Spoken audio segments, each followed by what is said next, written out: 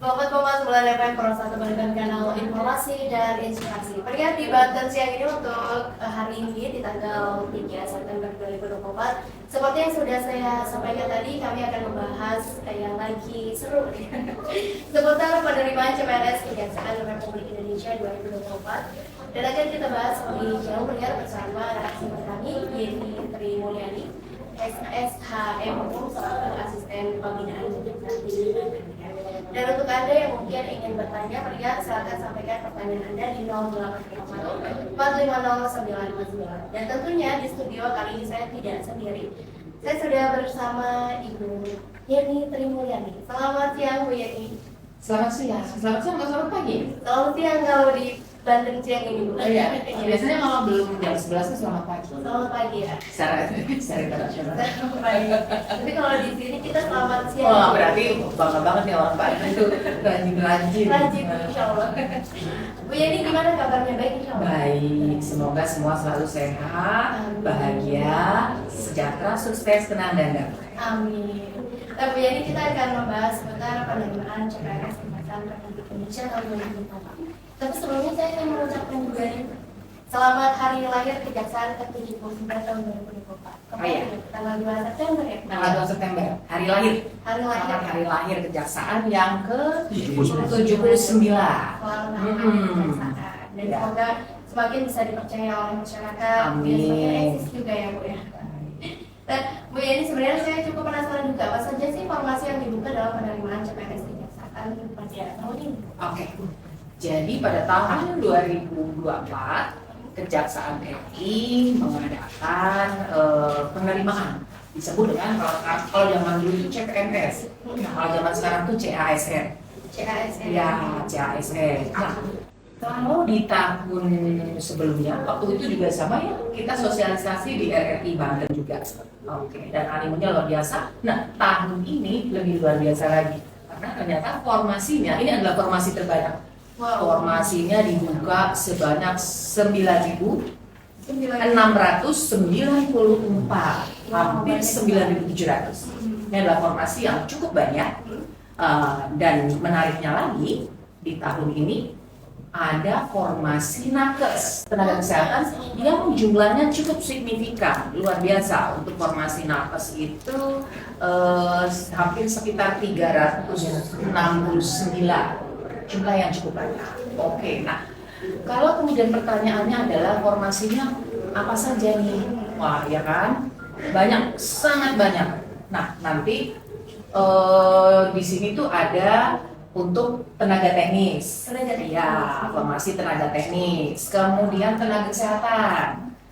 Nah, untuk tenaga teknis sendiri itu banyak sekali. Ada jaksa, nah itu sebanyak 2.000 formasi. Kemudian analis hukum ahli pratama, kemudian analis pengelolaan keuangan, ya. Kemudian perancangan peraturan perundang-undangan, legal drafting. Kemudian asesor sumber daya manusia, pemeriksa forensik digital, analisa sumber daya manusia, auditor ahli pratama, pengelola pengadaan barang dan jasa, penilai pemerintah, perencana ahli pratama, pustakawan, statistik, penerjemah, dan arsiparis serta pengelola penanganan perkara. Nah, itu untuk formasi tenaga teknis. Kemudian kalau untuk formasi tenaga kesehatan itu banyak sekali. Ada dokter ahli pratama, dokter umum, apoteker, dokter gigi, nutrisionis, asisten apoteker, bidan, perawat, pranata laboratorium kesehatan, terampil, tenaga promosi kesehatan dan ilmu perilaku, tenaga sanitasi lingkungan, terapis gigi dan mulut. Banyak banget ya? Banyak sekali, sampai 9.000 ya, hampir 10.000 malah ya. Hampir 10.000, hampir 9.700, tepatnya 9.694. Baik. Nah, kemudian pertanyaannya, cara daftarnya mungkin ya? Mungkin Belum. ya, belum sih. Kita nanti akan masuk ke apa saja. Kalau tadi kan formasi yang dibuka gitu ya. Iya. Tapi sebenarnya kalau total yang dibutuhkan oleh Kejaksaan sendiri sebenarnya berapa banyak sih? Ya itu 9.694 itu adalah formasi yang dibutuhkan Kejaksaan. Memang itu gitu. Iya. Biasanya kan Jadi itu ya bersama kementerian lain itu. Oh baik. Itu formasi Kejaksaan. Jadi sekarang ini yang sedang saya sharing adalah mengenai penerimaan CASN di Kejaksaan RI, bukan di kementerian lain loh ya. Jangan salah teman-teman, Bro Ensis nih, jangan salah. Dan ini juga menjadi angin segar gitu ya Bu tuh Iya, masyarakat karena iya. banyak sekali yang dibutuhkan. Dan pertanyaan saya selanjutnya yang cukup menarik juga, sebenarnya bagaimana proses seleksi penerimaan CPNS di CASN ya? CASN di Kejaksaan RI dan apa saja tahapan yang harus dilalui oleh calon pelamar? Oke, nah yang pertama-tama nih yang mesti dilakukan nih, Bro Ensis, ini pokoknya kesempatan yang luar biasa buat Putra Putri Banten nih ya. Ya kan, dengan formasi yang sedemikian besarnya tentu rasionya gitu kan, rasionya kan akan semakin banyak nih kesempatannya ya, karena formasi besar sekali. Tahun lalu 7.000, tahun ini 9.000 ya, tambah lagi 2.000. Nah, yang pertama-tama harus dilakukan tentu adalah mengakses. Nah, mengakses link untuk penerimaan, yaitu ada di sscasn.bkn.go.id ya. Nanti Bro Ensis boleh catat nih teman-teman, https ya kan /sscasn.bkn.go.id atau portal penerimaan CASN di BKN, biasa disebut sscasn BKN ya. Nah, masuk mengakses ke situ, nah kemudian dilihat nanti detailnya ada di situ.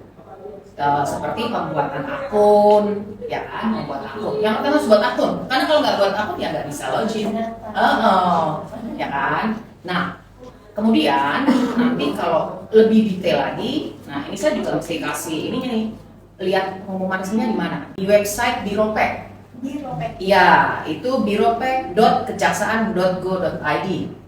Oke. Kemudian ada di website rekrutmen, yaitu rekrutmen tanpa i ya, ejaan bahasa Indonesia. rekrutmen.kejaksaan.go.id/login. Oke. Kemudian juga boleh dicek di Instagramnya Biropek @biropek-kejaksaan. Kemudian yang paling harus digarisbawahi adalah ketika mendaftar haruslah sesuai dengan pendidikan yang disyaratkan yang dibutuhkan dalam formasi tersebut. Iya. Jadi misalnya untuk perawat misalnya yang dibutuhkan misalnya D3 keperawatan. Nah, terus pertanyaannya, kalau saya S1 bisa nggak saya daftar pakai ijazah S1 saya? Nggak bisa. Nggak bisa berarti. Harus pakai ijazah D3.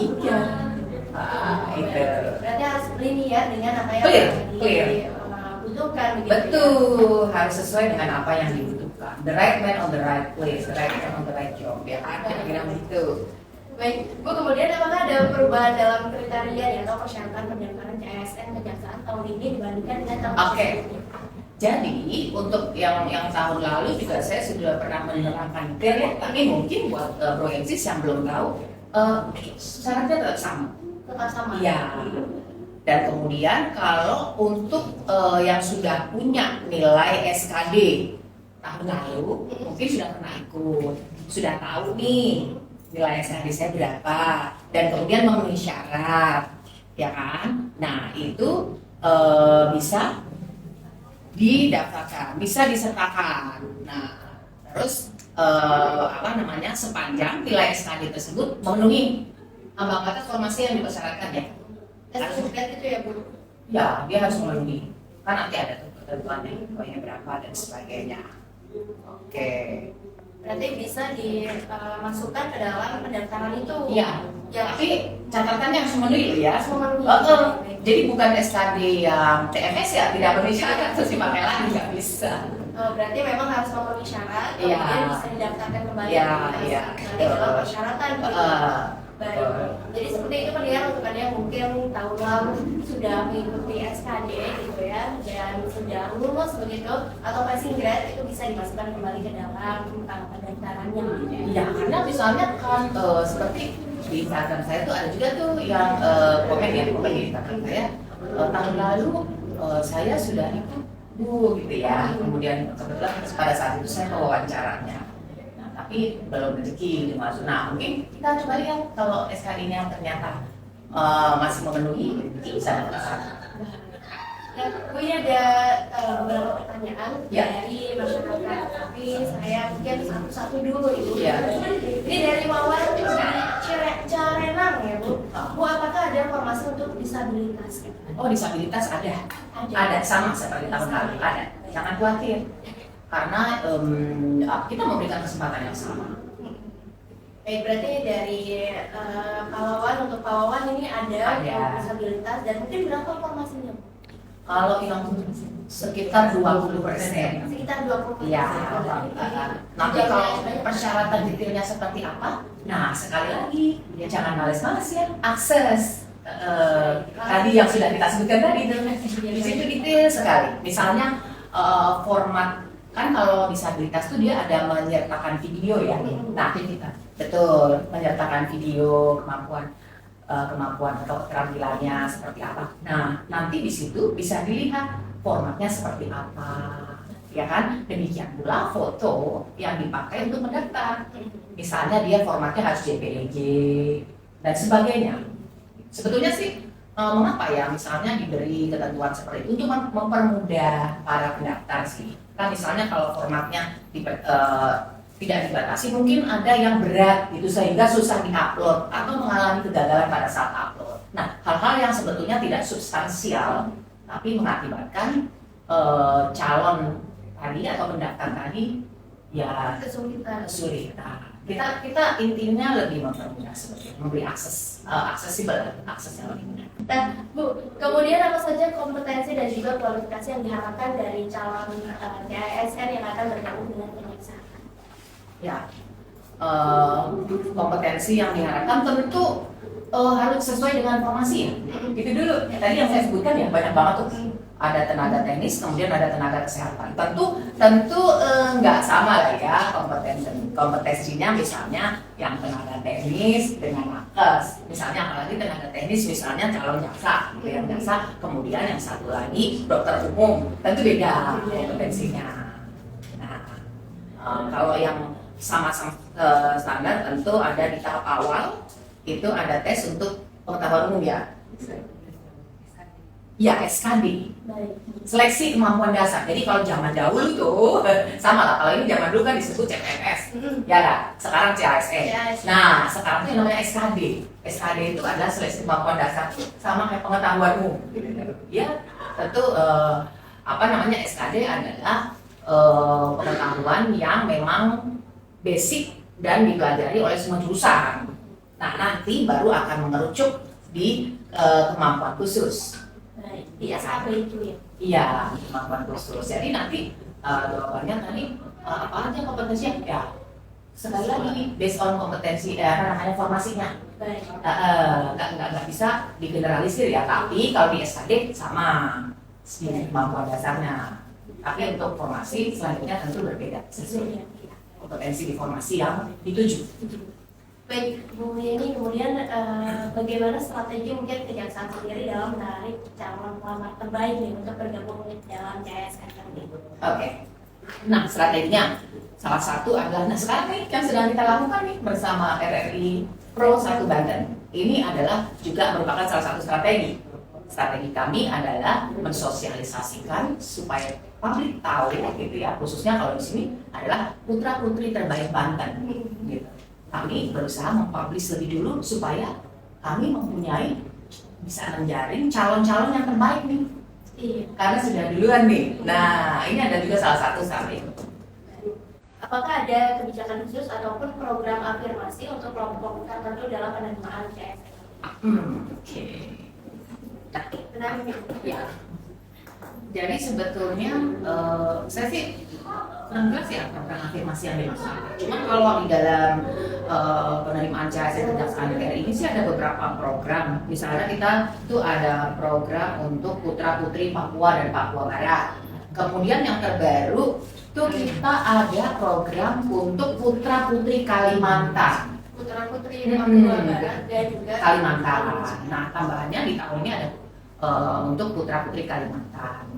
Nah, kemudian kalau yang lainnya ya kita juga menerima yang disabilitas. Nah, saya sih ini kurang detail afirmasinya yang dimaksud seperti apa supaya nggak salah. Mungkin seperti SKD gitu kali ya. SKD tadi kan boleh dimasukkan kembali ke dalam pendaftaran. Oh, oke. Mungkin ya. Ya mungkin ya. Kan ada tiga Oh, model iya. ya. Oke. Ya, tadi sih seperti itu ya. Yang saya sebutkan, kalau program khusus ada putra putri Papua, Papua Barat, kemudian ditambah begini ada putra putri Kalimantan. Berarti namanya itu. Ya, ini kan juga salah satu peran kejaksaan ya kan sebagai dukungan support dari kejaksaan untuk ibu kota Nusantara. Nah, terus kalau tadi kan juga ada pertanyaan tuh Pak Wawan, ya kan? Kayaknya saya perlu detailin lagi deh tentang disabilitas tadi. Apakah ada formasi untuk disabilitas? Jawabannya ada.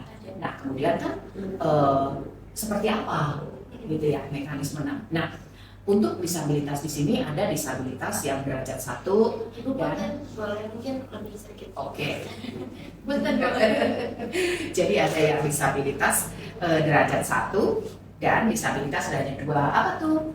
Derajat 1. Ya, disabilitas derajat 1 adalah mereka yang disabilitas tapi mampu melakukan aktivitas kegiatan sehari-hari, mempertahankan sikap tanpa alat bantu. Nah, untuk membuktikan ini tentu dinyatakan dengan surat keterangan dokter dari dokter pemerintah. Di samping itu juga secara faktual dibuktikan dengan rekaman video mengenai kemampuan yang bersangkutan melakukan aktivitas sehari-hari dan mempertahankan sikap tanpa alat bantu.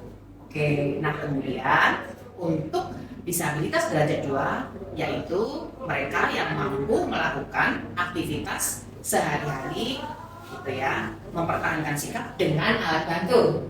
Sama syaratnya tadi dibuktikan dengan surat keterangan dokter pemerintah, ya kan? Kemudian juga dibuktikan dengan rekaman video secara faktual. Jadi tanpa alat bantu dengan alat bantu itu bedanya ya. Nah kemudian juga Bro Ensis nih teman-teman semua juga mesti lihat ada ketentuan juga nih di sini bahwa pendaftarnya nih ya baik yang disabilitas maupun pendaftarnya tidak boleh bertato. Tidak boleh. Nggak boleh bertato, tidak ada tindikan gitu ya. Terus juga pada saat mendaftar nih nggak berjenggot.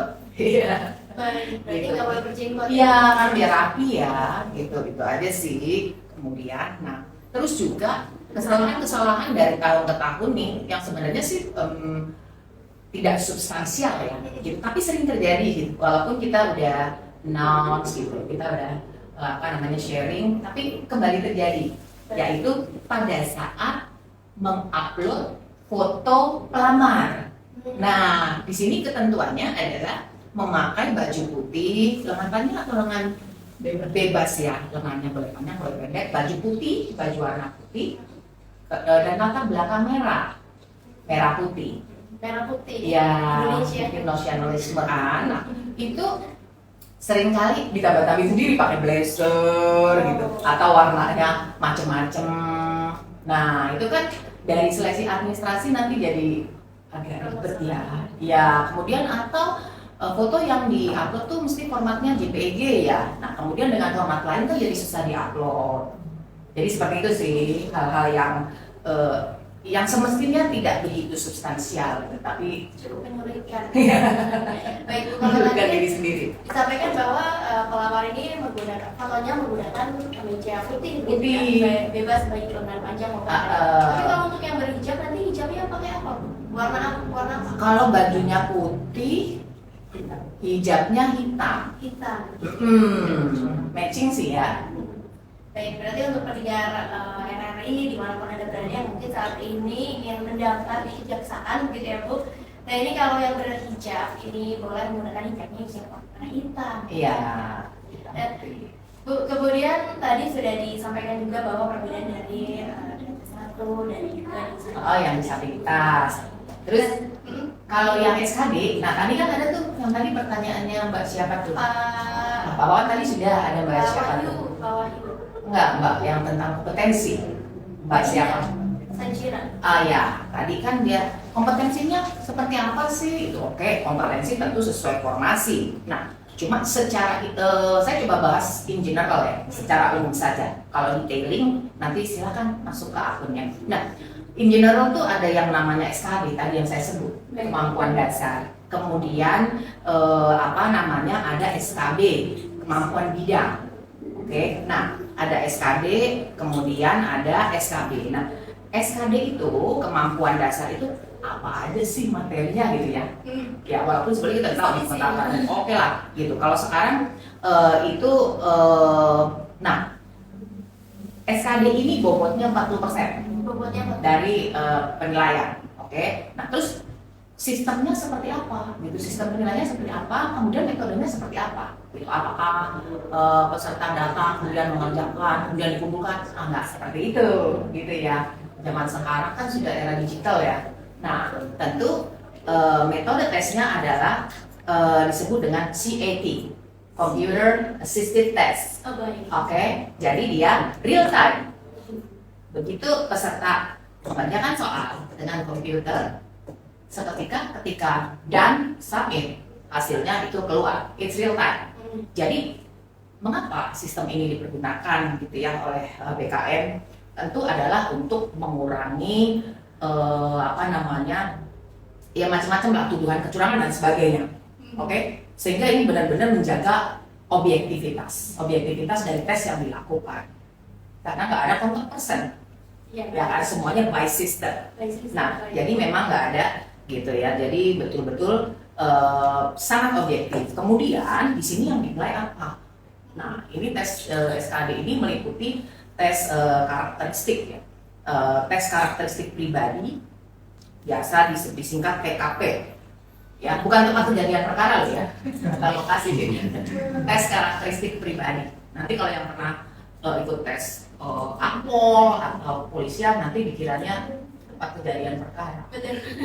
Tes karakteristik pribadi ya, pribadian, oke. Ya supaya nggak supaya oke lah semuanya ya. Nggak gampang kena mental, jadi karakteristiknya oke. Nah kemudian ada lagi yang disebut dengan tes intelijensia umum, TIU. Nah itu komponennya nanti. Terus satu lagi, nah ini yang terpenting adalah tes wawasan kebangsaan. Ini kan nasionalisme ini yang harus selalu dijaga, ya kan? Nah karena kita memang satu negara yang plural. Nah selalu nasionalisme ini dijaga dengan wawasan kebangsaan yang oke. Nah nanti dari ketiga komponen ini, yaitu tadi TKP, TIU, dan TWK. Nah, jumlah keseluruhan soalnya adalah 110 butir. 110 butir dengan rincian pembobotan. TKP-nya 45 butir soal dengan bobot jawaban benar paling rendah 1, paling tinggi 5. Ya kan, kalau nggak menjawab nilainya apa? Apakah minus? Enggak. Kita baik banget gitu ya BKN ini. Kalau nggak menjawab 0, jadi nggak ada minus ya. Gitu. Iya, kalau minus itu udah habis. Terus TIU, intelijensia umum. Nah itu 35 butir soal, jawaban benar 5, salah atau tidak menjawab 0. Oke, ini nggak ada nilai minus nih. Sekali lagi, TWK juga sama, 30 soal, kalau jawaban benar 5, tidak salah atau tidak menjawab 0. Nah, jadi masih oke nih. Nah, kemudian, terus nilai ambang batasnya berapa nih? Iya, itu menjadi pertanyaan juga Bu. Passing grade ya. Nah kan, nah ini ada macam-macam nih passing grade-nya nih.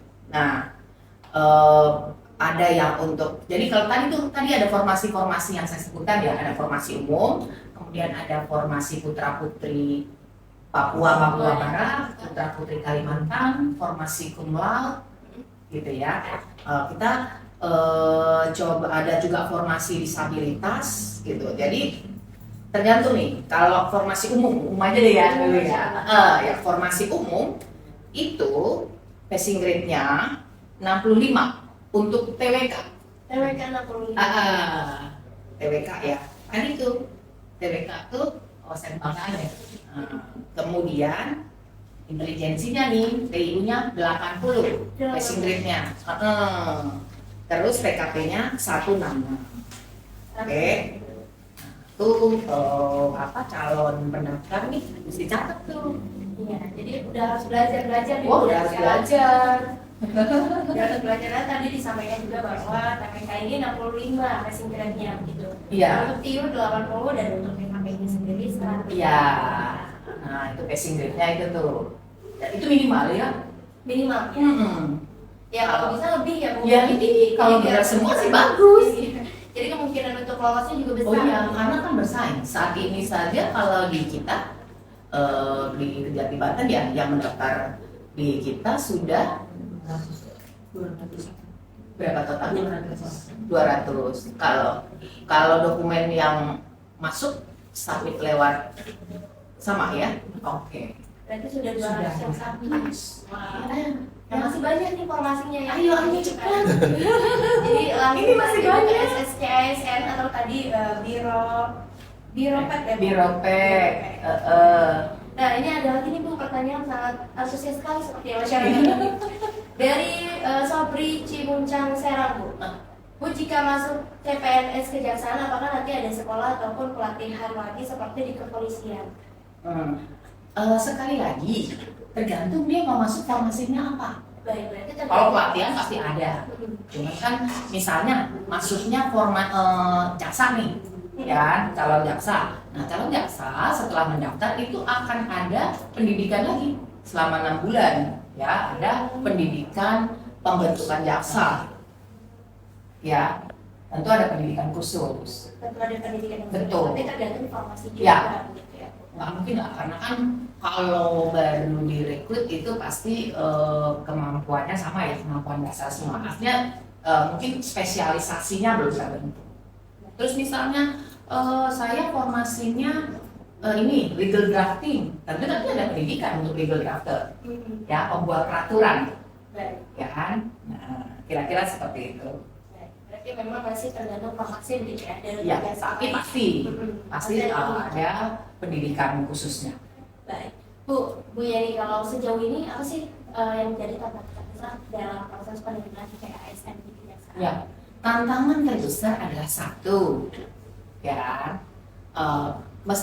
saya nggak mau generalisir gitu, tapi kadang-kadang Bro Edsis nih, teman-teman calon pendaftar ini kadang-kadang tidak tuntas membaca, tidak tuntas membaca semuanya. Coba budaya literasi nih lagi ya, budayakan dibaca dulu semuanya secara detail, Bro Edsis, karena itu akan merugikan Anda sendiri. Kalau Anda tidak baca dengan detail, kemudian buru-buru daftar.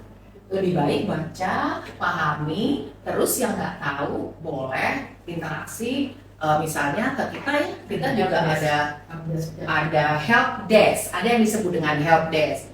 Nomor teleponnya, oke, saya nanti kasih ya untuk yang di Banten nih ya. Ya, untuk yang Yang di Banten help desk, ada help desk. Kemudian kalau Instagram juga bisa di komen atau di direct message. Ya kan? Yang itu ya, Bu. Bisa by phone, bisa by email, semuanya bisa. Itu sekarang tuh sarana komunikasi tuh Banyak. udah every second, ya 24 jam, 24/7, 24 jam, 7 hari seminggu, nggak pernah tidur. Kita juga nggak tidur loh. Gitu. Kalau lagi seleksi biasanya nggak tidur. Luar biasa. Ya, jadi gitu. Budayakan membaca dulu. Jangan sampai nih, proyeksi udah submit. Nah, itu. Padahal tadi saya bilang nggak substansial halnya. Misalnya tadi tuh fotonya, Selapasnya jadi biru. foto lagi di pantai atau warna bajunya merah.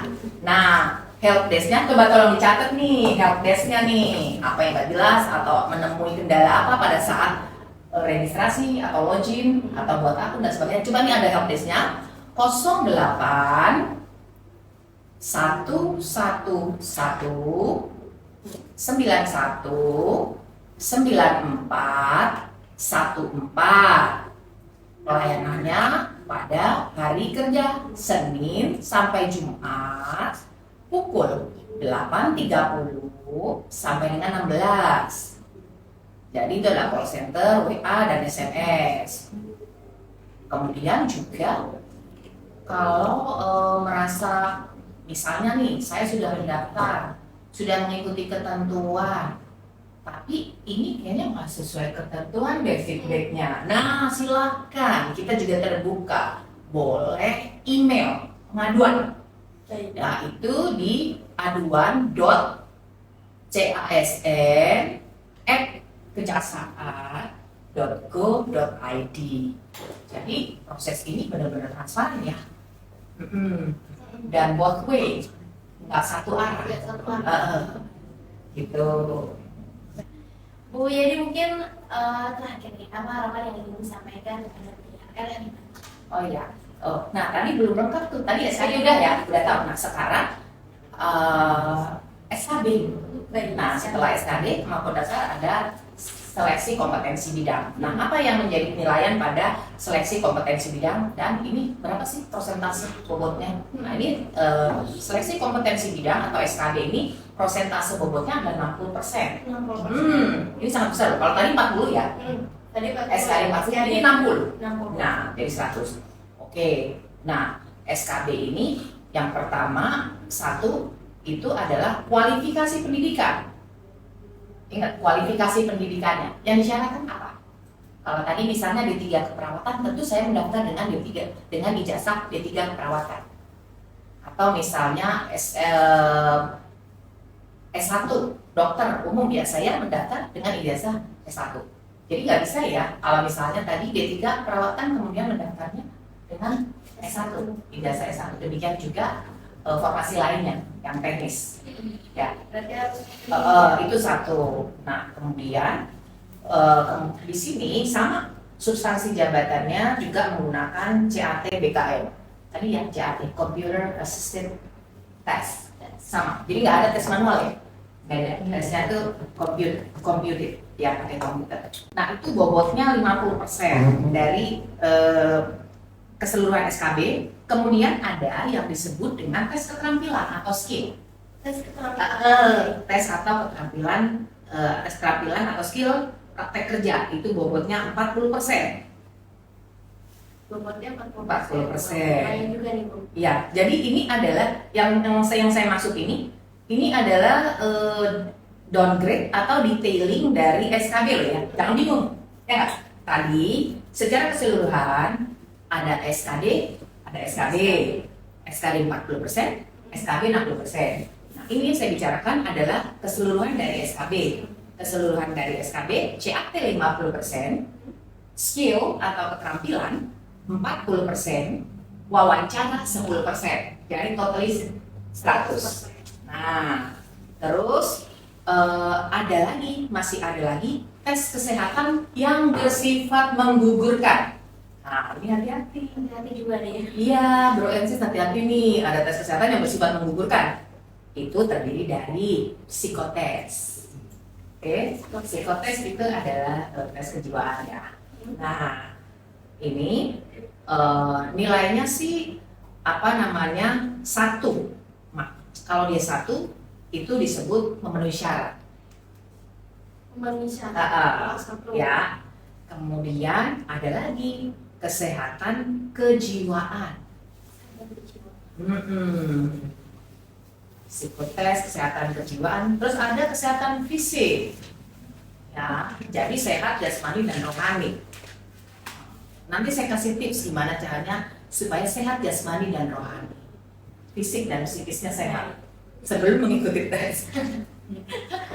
Atau pada saat ini tes ya, biar hasilnya bagus gitu.